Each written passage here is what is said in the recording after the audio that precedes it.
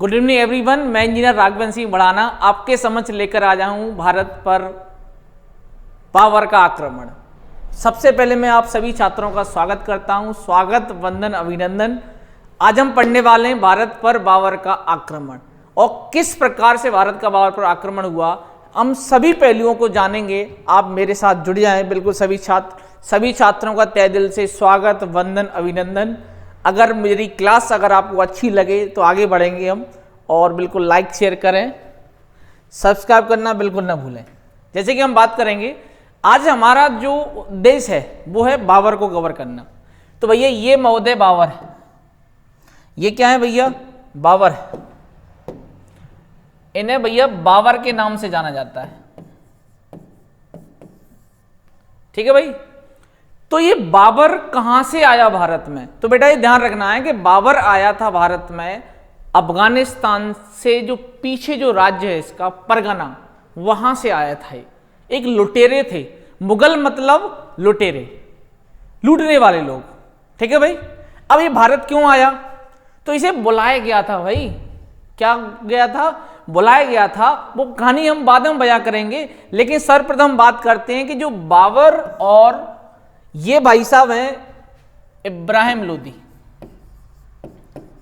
इब्राहिम लोदी और ये है बेटा बाबर। तो बाबर और इब्राहिम लोदी के बीच एक युद्ध हुआ है जिसे भारतीय इतिहास में पानीपत का प्रथम युद्ध के नाम से जाना जाता है। कौन सा युद्ध हुआ है? पानीपत का प्रथम युद्ध। पानीपत का प्रथम युद्ध कब हुआ है बेटा? ये 1526 में और अप्रैल के माह में हुआ है। कब हुआ है मेरे प्यारे छात्रों? अप्रैल के माह में, 21 अप्रैल के राउंड फिगर हुआ है और ये 1526 में हुआ है। ठीक है। किस किस के बीच हुआ है? तो बेटा ये ध्यान रखना है कि बाबर और इब्राहिम लोदी के बीच हुआ है।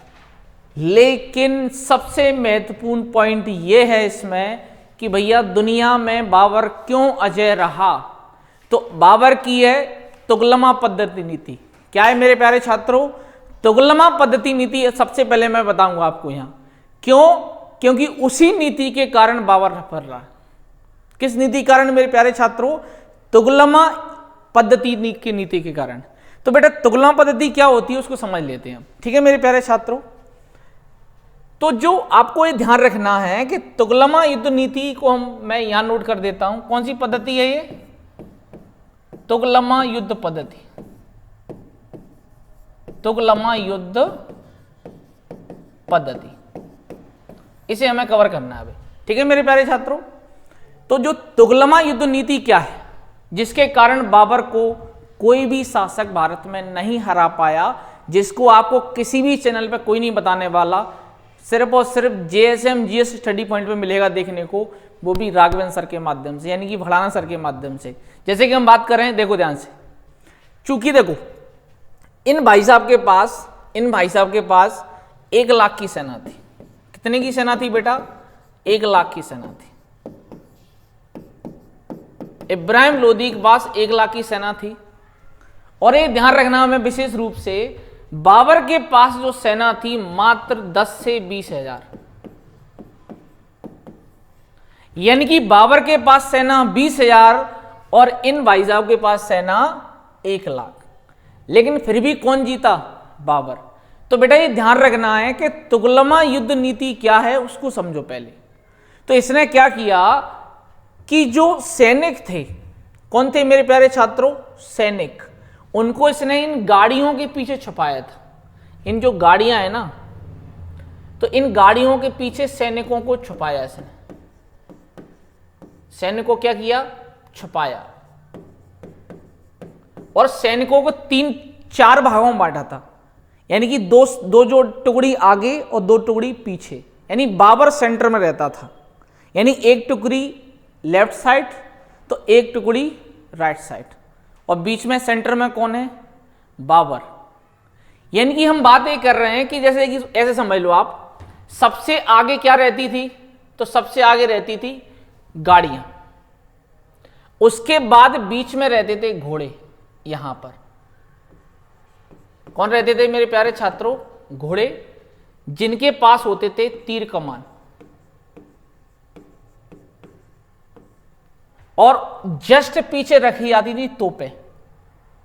तो इस पद्धति को ही कहते हैं तुगलमा युद्ध नीति, जिसमें क्या होता है कि गाड़ियों के कारण दुश्मन पीछे छुपे हुए दिखाई नहीं देते थे कि कितने दुश्मन हैं, कितने घोड़े हैं, कितने तीर कमान हैं। जिससे क्या हुआ कि इन भाई साहब को, इब्राहिम लोदी को लगा कि भैया सेना ही नहीं है उसके पास, तो यार गाड़ी गाड़ी दिखाई दे रही है। तो जब सैनिक जब इसके आगे बढ़े इस तरह से, तो इन गाड़ियों के पीछे से घोड़ों पर बैठे हुए जो तीर कमान चला रहे थे, उन्होंने तीर कमान जो चलाए ना, जैसे कि हम बात कर रहे हैं अभी, मैं आपको समझा देता हूं तीर कमान कैसे चलता है, सारी चीज ध्यान रखना है। मेरे पास बिल्कुल है तैयार, जैसे इस तरह से देखो, ये है अपना गाड़ी, ये है तोप। पहले क्या होगा कि इस तरह से तीर चलाया जाएगा। क्या चलाया जाएगा मेरे प्यारे छात्रों? तीर, इस तरह से, ठीक है भाई, इस तरह से। किस में चलाया जाएगा? दुश्मन पर, बिल्कुल इस तरह से। और दुश्मन कौन है भैया? इब्राहिम लोदी। अब दुश्मन को बुला लेते हैं भाई तलवार लेकर उधर से, क्यों? तलवार वाला भाई साहब है ना, इधर देखो ध्यान से, इब्राहिम लोदी के पास तलवार है। इब्राहिम लोदी के पास क्या है? तलवार है। और इधर से हमारे पास क्या है?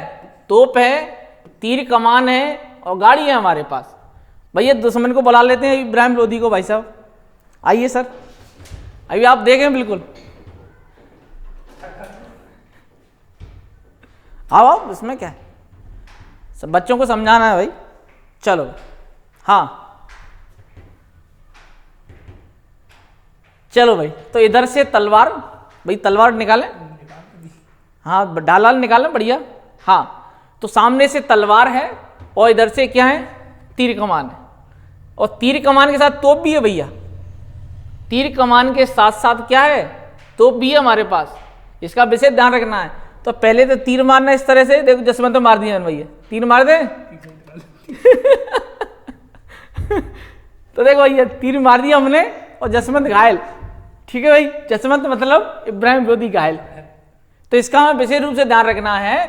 तो पहले तो ये तीर कमान चलाए जाएंगे इस तरह से, दोबारा पे देख लो एक बार और, तीर कमान चलाए जाएंगे, बिल्कुल ध्यान है, चाहे कुछ भी हो जाए। देखो इधर ऐसे देखो, ये निकलेगा, देखो ध्यान से, बिल्कुल ध्यान, हाँ तीर कमान बिल्कुल। और भी अपने पास तीर कमान, कोई दिक्कत नहीं, तीरों की कोई कमी नहीं अपने पास। तो इसका हम विशेष रूप से ध्यान, तुमको सर तोप भी चला दो, तोप की अनुमति सरकार नहीं देती, नहीं तो हम तोप भी चला दे इस तरह, बिल्कुल तीर, बिल्कुल देखो इसमें मार दी चीज, देखो बिस्कुट दाने, देखो बिस्कुट दाने, बिल्कुल इस बात का विशेष रूप से ध्यान रखना है कि तीर देखो ये चले गया, देखो चले गया। हाँ बहुत बढ़िया। उधर इब्राहिम लोदी ने क्या किया है? बचाव किया है यहाँ। तो इस बात का हमें विशेष रूप से ध्यान रखना है। तो इसमें क्या हो रहा था बेटा? इधर से तुगलमा युद्ध नीति में इधर से तोप चलाई जा रही थी, ऐसे तोप किस पर? इब्राहिम लोदी पर।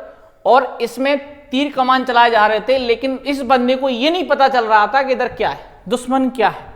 तो इस नीति में क्या होता था? कुछ सैनिक इस साइड, कुछ सैनिक इस साइड, बीच में क्या है? बाबर खड़ा हुआ है। तो बेटा इस नीति के कारण कौन जीत गया इस युद्ध में? पानीपत के पहले युद्ध में कौन जीत गया? तो बेटा आपका विशेष रूप से ध्यान रखना है, पानीपत के जो तीसरे युद्ध में तलवार हार गई। कौन हार गई? तलवार और ढाल क्या हो गई? हार गई। और जीता कौन? तलवार की जो ढाल है ना, ये क्या हो गई? हार गई। जीता कौन? तोप वाले भाई साहब। तोप वाले भाई साहब कौन है? तो तोप वाले भाई साहब हैं ये भाई साहब की जो, समझ रहे हो ध्यान से? हाँ, तो इस बात का हमें विशेष रूप से ध्यान रखना है कि भैया इस युद्ध में कौन जीता? तो इस युद्ध में बाबर जीत गया। और बाबर ने, ध्यान रखना, इब्राहिम लोदी को रण क्षेत्र में मार दिया, युद्ध क्षेत्र में मार दिया।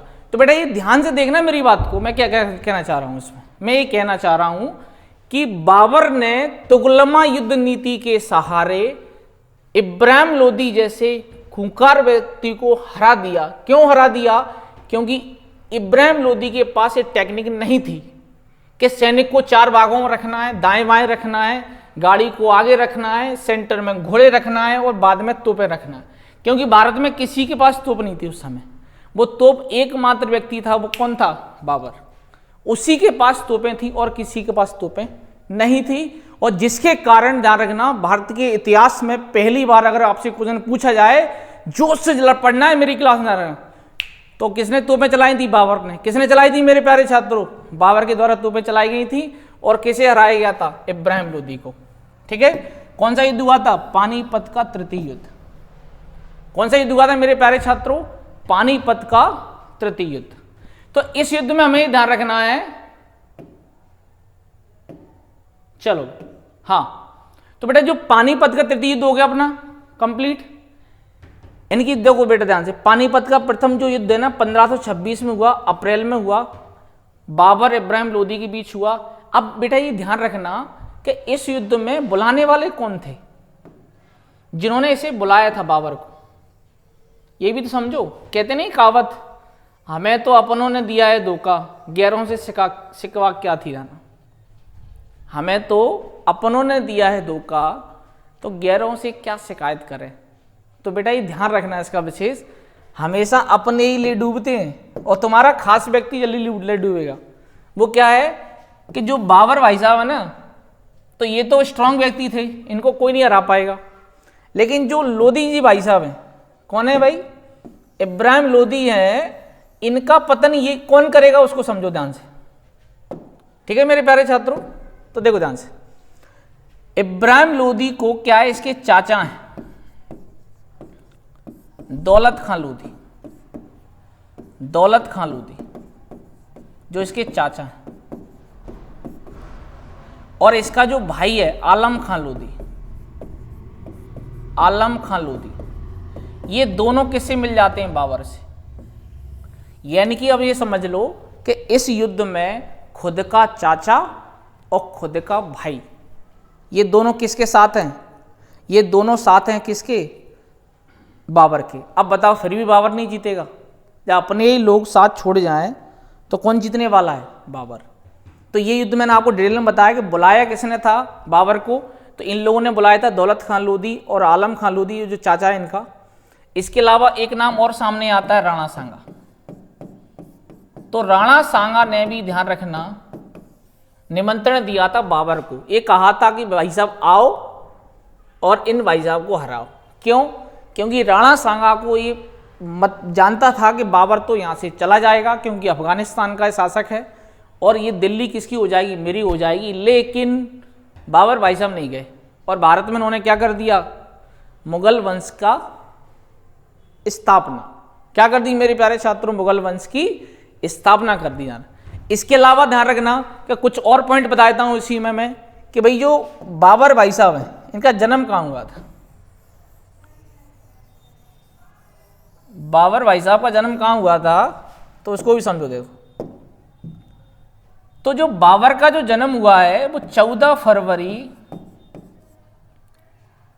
फरवरी, ध्यान रखो भाई, 14 फरवरी 1483 में।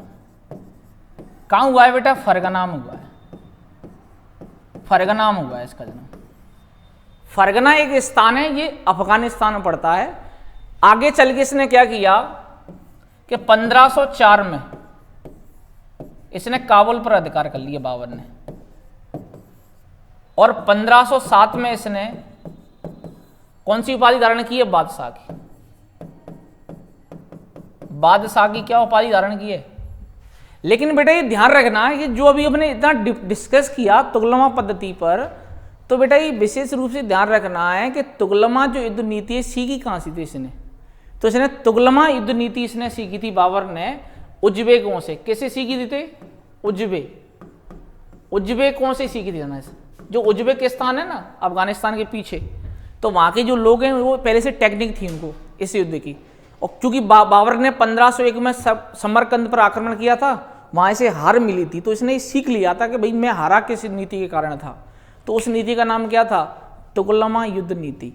दोबारा समझ लो सभी पॉइंटों को, फिर मैं आगे बढ़ूंगा इस क्लास में। कि भाई बाबर का जन्म 14 फरवरी 1483 को, ध्यान करो, वैलेंटाइन डे वाले दिन हुआ था, जिस दिन लड़का और लड़की मिलन होता है। मैंने सुना है ऐसा कि लड़का गुलाब का फूल लेकर घूमता है, तो भाई कोई तो ग्रहण कर ले 14 फरवरी को। बेटा ऐसा नहीं है, खुद को काबिल बनाओ कि 4 कन्या आगे एड्रेस पूछें भाई, तो इसलिए इसका विशेष ध्यान रखना, खुद को काबिल बनाओ, कभी भी इसका विशेष रूप से ध्यान रखना है। कुछ लोग क्या है गिफ्ट लेके घूमते हैं, जैसे कि मैं बात करूं 14 फरवरी को हो सकता है कुछ ऐसा गिफ्ट लेके घूम रहा हूं। अब मुझे पता नहीं क्या बोलते हैं इंग्लिश में कि मैं इन चीज़ों से दूर रहा हूं, ठीक है भाई। तो हो सकता है गिफ्ट लेके घूम रहा हूँ 14 फरवरी को, ये भी ध्यान रखना है। लेकिन वो बाबर का जन्म भाई 14 फरवरी वैलेंटाइन डे है, वो अलग बात है, लेकिन जन्म अपनी जगह ध्यान रखना, ठीक है भाई। तो अब ये ध्यान रखना है, ये 1526 में जब ये भारत में आ गया तो क्या हुआ इसमें कि इसने दिल्ली पर अधिकार कर लिया और मुगल वंश की नींव रखी इसने। और बाबर ने ध्यान रखना कलंदर की उपाधि धारण की। किसकी उपाधि धारण की? कलंदर की उपाधि धारण की। तो बेटा ये 1526 का पानीपत का पहला युद्ध सभी छात्रों को क्लियर होगा, ऐसी मुझे आशा है, उम्मीद है। अब हम बढ़ रहे हैं इसमें आगे जोश के साथ। चलो भाई अब हम बढ़ते हैं बेटा आगे इसमें। तो आगे क्या हुआ इसमें कि भाई बाबर भाई साहब क्या है टिक गए थे दिल्ली में, धन इनका मन दिल्ली में लग गया था। इनका जो मन है वो कहाँ लग गया था? दिल्ली में लग गया था, क्योंकि इन्हें पहली बार अफगानिस्तान को छोड़कर दिल्ली जब ये आ गए थे भाई साहब। कौन से भाई साहब? बाबर भाई साहब, ठीक है भाई। तो जब ये दिल्ली आ गए तो इन्होंने देखा कि यार दिल्ली में अफगानिस्तान में बहुत डिफरेंस है। क्यों? दिल्ली में धन ही धन है, कन्या ही कन्या है, पूरा सुख है भैया। और अफगानिस्तान में क्या है? भुखमरी, गरीबी। समझ रहे मेरी बात? अब चूंकि बुलाया किन भाई साहब ने था, तो ये भाई साहब है राणा सांगा। क्या कहते हैं इनको? राणा सांगा, ठीक है, राणा सांगा। ये कहां के भाई साहब हैं? तो ये मेवाड़ के शासक हैं। इतने वीर हैं ये कि इनकी एक आंख फूट गई, देखो ध्यान से, इनकी क्या है?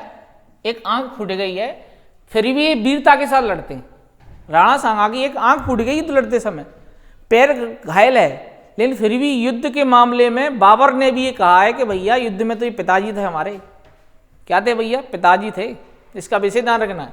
तो क्या हुआ कि राणा सांगा ने दिल्ली गए, क्योंकि संबंध अच्छे थे इनके। 1526 में ये दिल्ली इन्होंने कब्जा कर लिया था। तो भाई राणा सांगा जब दिल्ली गए तो उनसे बाबर से पूछा कि भाई साहब कब जा रहे हो तुम अफगानिस्तान? तो इनसे पूछा भाई साहब अफगानिस्तान कब जा रहे हो? तो बाबर ने कहा चले जाएंगे, 2-4 महीने और रहने तो बढ़िया, बहुत दिनों बाद तो ऐसा आराम मिला है, चले जाएंगे, क्या दिक्कत है इसमें। तो राणा सांगा भैया अपने घर लौट आए मेवाड़। दोबारा फिर पहुंच गए 1 महीने बाद, तो भाई साहब जा रहे हो कि नहीं जा रहे हो? तो बाबर ने कहा भाई तुम्हारा क्या ले रहे हैं भाई, हम जाएं या ना जाएं, हमने जो कुछ भी जीता है वो किसके दम पर जीता है हमने, बताओ? खुद की दम पर। दिल्ली हमारा है, हम जाएं या ना जाएं। क्योंकि राणा सांगा को लग रहा था कि ये बंदा दिल्ली छोड़ देगा और दिल्ली मुझे मिल जाएगी, मैं वहां का शासक बन जाऊंगा। लेकिन वो बंदा दिल्ली छोड़ने को तैयार नहीं है। कोई भी व्यक्ति मलाई छोड़ने को तैयार नहीं होता है, क्योंकि सुख और दुख, किसको चाहिए यार दुख? यार सुख चाहिए हमें। क्या चाहिए भाई? सुख। तो भैया इनमें आपस में अब क्या हो गया? विवाद हो गया। क्या हो गया? विवाद हो गया। किस किस के बीच विवाद हो गया? बाबर और राणा सांगा के बीच। जो पहले क्या हो रहा था? गलवैयां हो रही थी ना, आज पैया पैया हो रही हैं भाई। समझ रहे मेरी बात ध्यान से? तो क्या हुआ कि जो राणा सांगा है वो मेवाड़ के जो शासक हैं, इनके बीच विवाद हो गया। तो भैया आगे चल के एक युद्ध हुआ जिसे इतिहास में खानवा का युद्ध कहते हैं। क्या कहते हैं मेरे प्यारे छात्रों? खानवा का युद्ध कहते हैं। ये युद्ध कब लड़ा गया है? 1527। कब लड़ा गया है मेरे प्यारे छात्रों? ये मार्च 1527 में लड़ा गया। ईयर ध्यान रखना, कौन सी वर्ष है ये? 1527। ठीक है मेरे प्यारे छात्रों, कब लड़ा गया ये? 1527 में लड़ा गया ये खानवा का युद्ध। किस किस के बीच हुआ है? तो भाई साहब राणा सांगा के बीच हुआ है, और इधर से कौन है? बाबर। अब बाबर को ये पता था कि भाई राणा सांगा जो है बहुत वीर है। तो ऐसी कंडीशन में बाबर ने क्या कहा अपने सैनिकों से कि बेटा सुनो ध्यान से, तुम जो आज सुख भोग रहे हो ना, अगर इससे हार गए, इन भाई साहब से अगर हार गए ना, तो ये हो सकता है कि दोबारा से दुख की तैयारी हो जाए। तो ऐसी कंडीशन में जिन व्यक्तियों को भैया फॉर्च्यूनर कार मिल जाए तो वो कहेगा कि मैं पैदल चलूं? नहीं ना। तो उन्होंने कहा भाई साहब मर जाएंगे लेकिन लौट के वापस घर नहीं जाएंगे। तो इसने क्या किया, इसी युद्ध में जिहाद का नारा दिया था। बाबर भाई साहब ने जिहाद का नारा दिया था। जिहाद का मतलब होता है कि हिंदुओं को कुचल के रखेंगे, हम हैं मुसलमान, हिंदुओं को कुचल के रखेंगे। ऐसा नारा किसका था? बाबर का था। और ये भाई साहब हिंदुओं के प्रेरणा स्रोत है। मैं इनका बहुत प्रभावित हूँ, इनसे राणा सांगा से मैं बहुत ज़्यादा प्रभावित हूँ, क्योंकि हिंदू हैं और मैं स्वयं हिंदू विचारधारा को बहुत फॉलो करता हूँ। लेकिन बेटा मैं अब हिंदू तो हूँ, लेकिन अब इसको जिता नहीं सकता ना मैं। जीता तो ये है। क्यों जीता है? क्योंकि हम आज दिन तक हिंदू कभी एक नहीं हो पाए। आज दिन तक मुस्लिम हमेशा एक होते, आज भी हैं, पहले भी थे और हमेशा रहेंगे। हमारा क्या सिस्टम है, हम फूटे हुए। क्यों? क्योंकि राणा सांगा की जो सेना थी, इस सेना में सभी राजपूत राजा थे, सभी राजपूत राजा थे।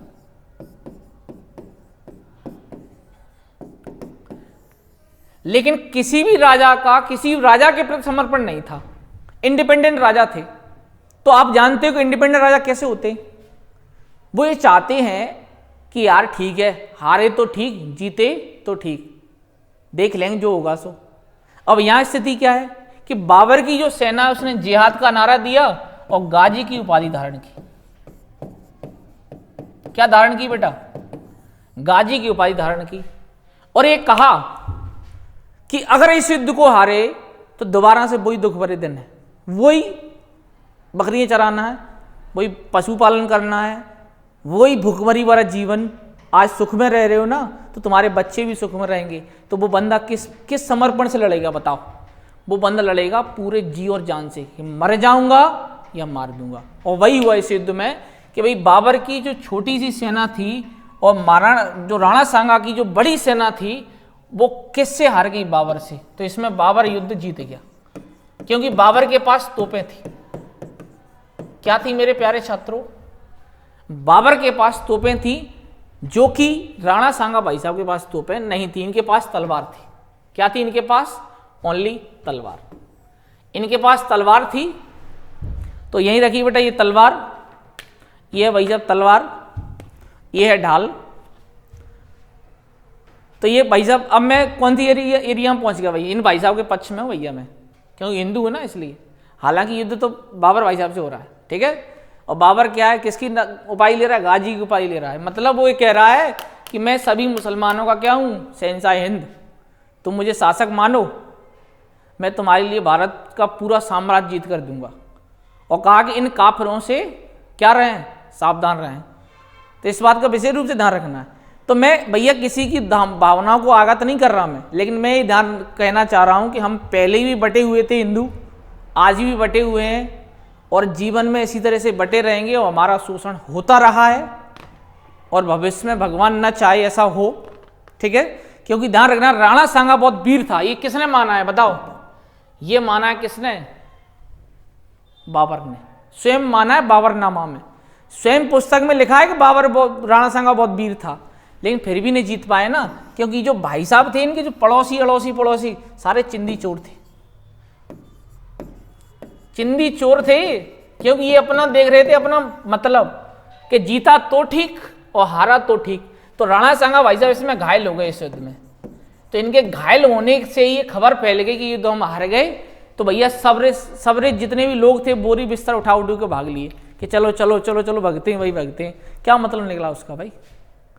इतिहास ऐसे लोगों को नहीं जानता भाई। इस बात का विशेष रूप से ध्यान रखना है। तो ये युद्ध समझ में आया कि नहीं आया? ये तलवारबाजी चल रही, समझ आ रही है? बिल्कुल भाई साहब के साइड में अभी तो, लेकिन हार गए अलग बात है, समझ रहे हैं से? हाँ भाई, अब हम बढ़ते हैं बेटा इसमें आगे। इसके बाद हम बात करें इसमें कि अगला युद्ध कब हुआ भाई?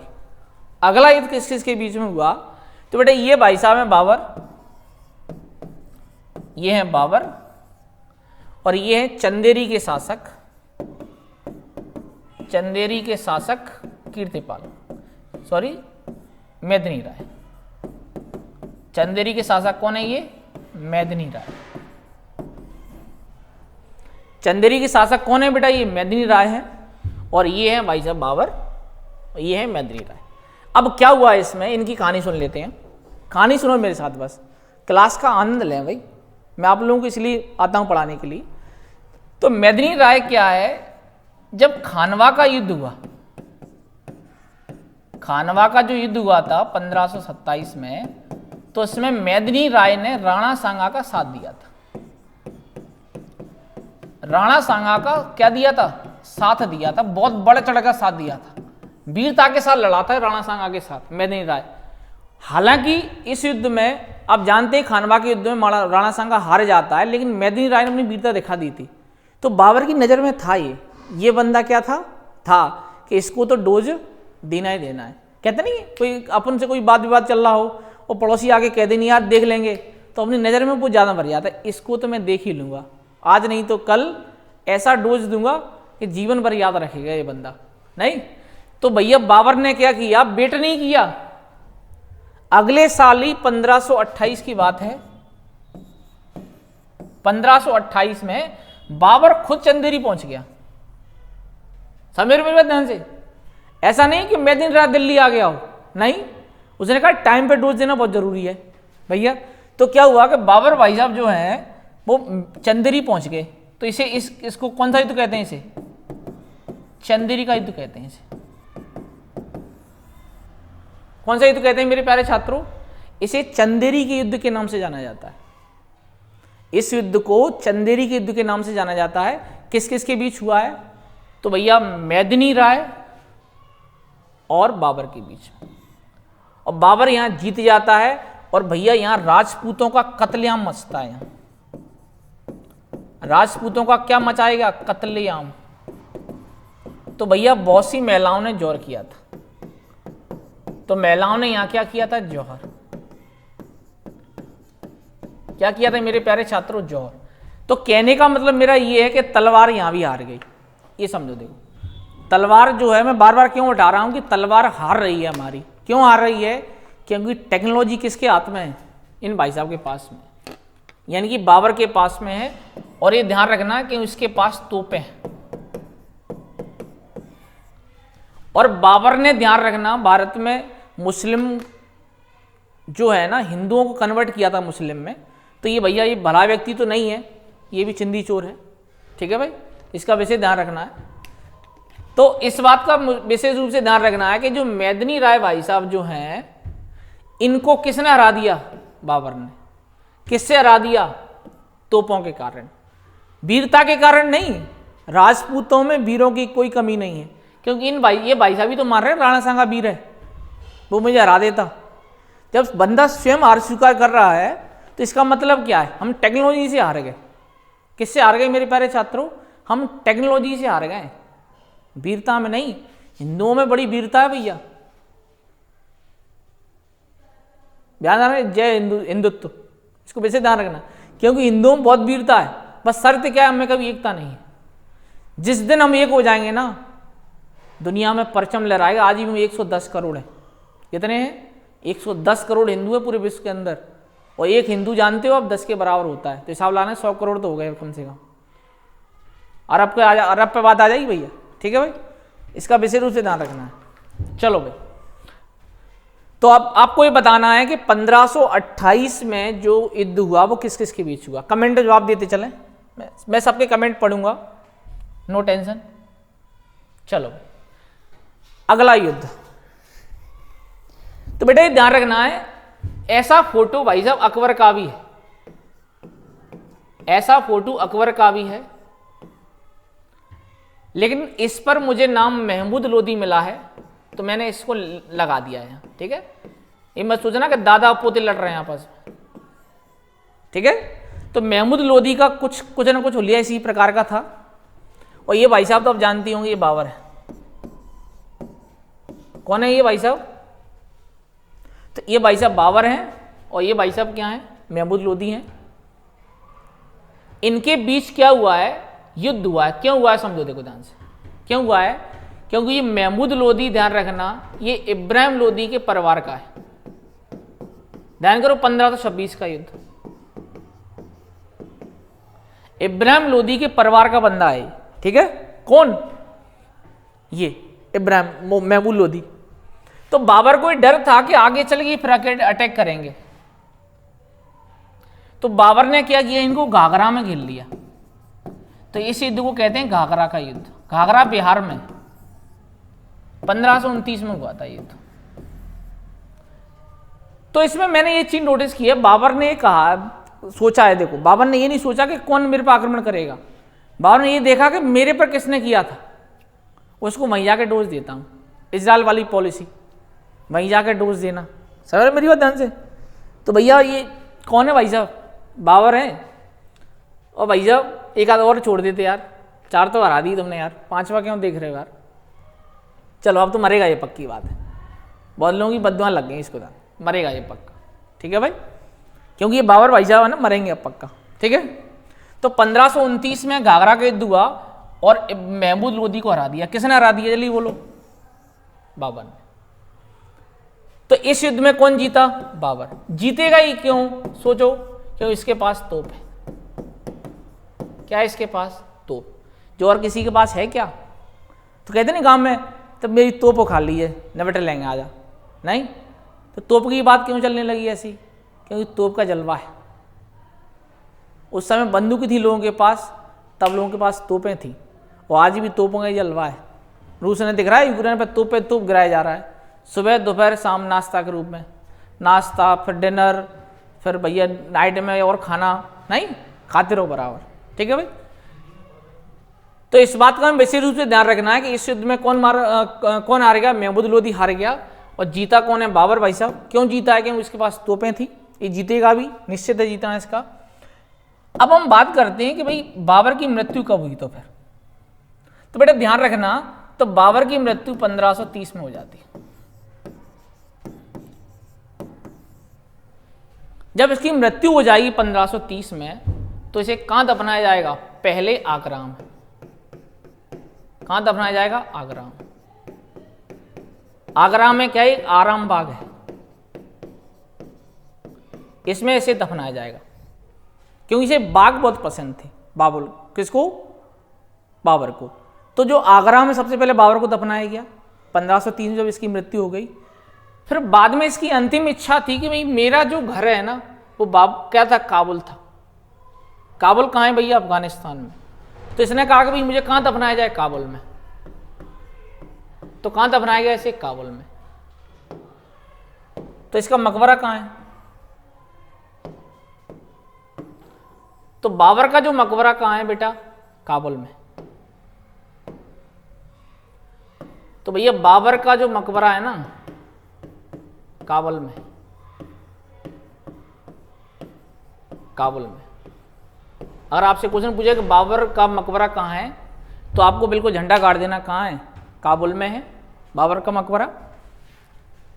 इसके अलावा हम बात करें कि बाबर ने अपनी आत्मकथा लिखी है। आत्मकथा यानी तो खुद की डायरी,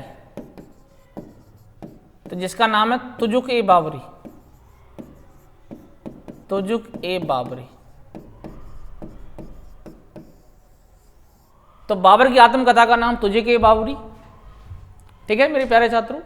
बाबर का मकबरा कहाँ है, काबुल में है। तो मकबरा का फोटो लगाना भूल गया मैं, आगे से और सुधार करेंगे बिल्कुल, ठीक है। तो मैंने सभी राजाओं सहित सभी चीज डिटेल में अध्ययन करवाया है। इसके अलावा उसने 4 बाग लगाने की परंपरा प्रारंभ की थी। 4 बाग, 4 बाग लगाने की परंपरा। 4 बाग लगाने की परंपरा, मतलब इसको बाग लगाना बहुत पसंद था, जिसने आराम बाग बनवाया था आगरा में, उसी में इसे दफनाया गया। बाद में इसकी अस्थियों कहाँ लाई गया, काबुल, और काबुल में जाकर इसकी क्या किया, उसे अंतिम रूप से दफनाया गया, ठीक है। तो काबुल में इस बंदे का क्या है, मकबरा है, ठीक है।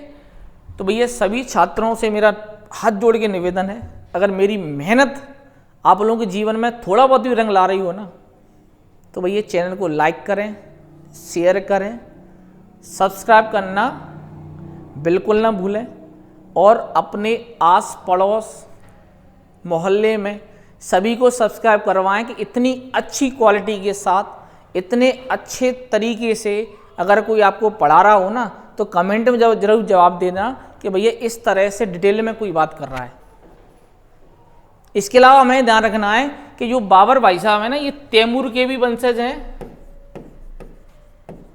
और ये चंगेज खां के भी वंशज है, यानी कि दोनों का मिक्स खून है भैया ये, तभी तो बाबर वीर है भाई। ठीक है, तो इसी बात पर मैं जय हिंद, जय भारत और जय भारत माता।